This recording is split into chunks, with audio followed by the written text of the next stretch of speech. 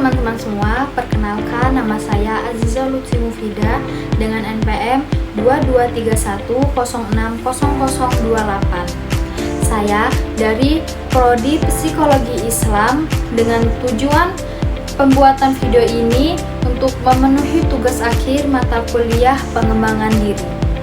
Saya akan menjelaskan terkait self-regulated learning. Yang pertama adalah pendahuluan. Dalam era pembelajaran digital, banyak siswa yang menghadapi tantangan dalam mengatur proses belajar secara mandiri. Beberapa hambatan utama termasuk kurangnya motivasi, kesulitan mengelola waktu, dan minimnya pemahaman tentang strategi belajar yang efektif. Oleh karena itu, penting untuk kita mengembangkan kemampuan self-regulated learning agar efektivitas belajar dan pencapaian akademik siswa meningkat. Lalu selanjutnya itu ada aspek-aspek. Yang pertama ada perencanaan planning. Perencanaan planning itu tetapkan tujuan belajar dan strategi yang akan digunakan. Lalu yang kedua itu pemantauan atau monitoring. Itu adalah awasi kemajuan belajar dan nilai pemahaman. Lalu yang ketiga itu ada pengendalian atau kontrol. Sesuaikan pendekatan belajar dengan berdasarkan hasil pemantauan. Lalu yang terakhir itu refleksi atau reflection. Evaluasi keseluruhan proses belajar untuk perbaikan di masa depan. Lalu selanjutnya itu ada definisi self-regulated learning. Menurut Marsman et al. Pada tahun 2020, self-regulated learning adalah kemampuan siswa untuk mengatur proses belajar mereka sendiri, mulai dari menetapkan tujuan hingga mengevaluasi belajar. Sui et al. Pada 2023 menekankan pentingnya interaksi antara motivasi, penggunaan teknologi, dan strategi pemantauan diri dalam konteks pembelajaran yang ditingkatkan dengan teknologi.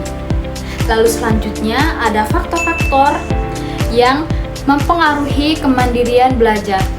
Yang pertama itu ada motivasi intrinsik. Itu adalah dorongan dari dalam diri untuk belajar dan mengeksplorasi materi lebih dalam. Lalu kedua, itu ada efikasi diri atau bisa disebut dengan self-efficacy. Keyakinan siswa terhadap kemampuan mereka dalam mencapai tujuan belajar. Lalu yang ketiga, itu dukungan teknologi. Kemampuan untuk memilih dan menerapkan metode belajar yang efektif dengan alat dan platform digital. Lalu yang keempat, itu strategi belajar. Kemampuan siswa dalam menetapkan tujuan jelas, menggunakan alat bantu, dan melakukan refleksi rutin. Lalu selanjutnya ada tips dan trik self-regulated learning.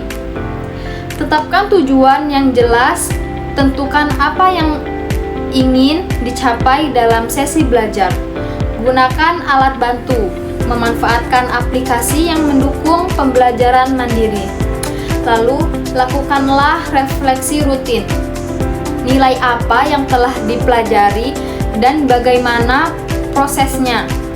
Lalu yang terakhir, cari umpan balik. Dapatkan masukan dari guru atau teman sejawat untuk perbaikan. Lalu saya ada pengalaman pribadi, itu ada saat saya ingin memperbaiki pola belajar, saya mulai dengan menetapkan jadwal harian untuk membaca materi kuliah. Setiap malam, saya meluangkan waktu 30 menit untuk belajar dan menggunakan aplikasi untuk memantau progres. Dengan konsistensi ini dan evaluasi mingguan, saya berhasil meningkatkan pemahaman materi dan hasil ujian saya. Lalu, hasil dari penelitian terdahulu menunjukkan bahwa siswa yang menggunakan alat pembelajaran mandiri tanpa bimbingan sering kesulitan mentransfer pengetahuan ke konteks baru. Namun, dengan dukungan yang tepat, efektivitas pembelajaran mandiri meningkat. Lingkungan yang mendukung teknologi juga dapat meningkatkan kemampuan self-regulated learning. Lalu yang terakhir, inilah link jurnal yang saya jadikan acuan untuk menjelaskan self-regulated learning. Sekian penjelasan dari saya, semoga bermanfaat untuk teman-teman semua. Bye-bye.